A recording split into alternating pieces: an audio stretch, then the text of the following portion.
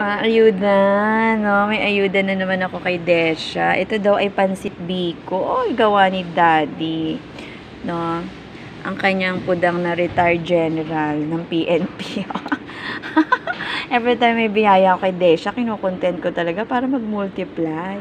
So, ganito talaga kapag gumagawa ka na mabuti, meron kang biyaya. Sa hindi inaasahan, ayoko na nga sana mag-almusal dahil nga palapad na tayo ng palapad.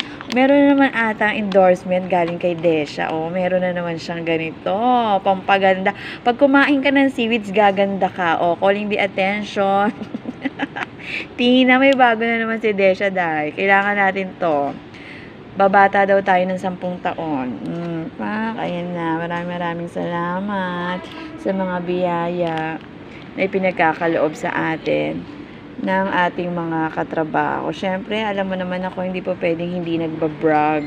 Ang bragging for me ay talaga namang stress reliever ko yan. Parang nagmumultiply ang mga magagandang gawain. Good morning. Toxic ako kasi, alam mo, nag-uunti-unti tayo, te. Pink.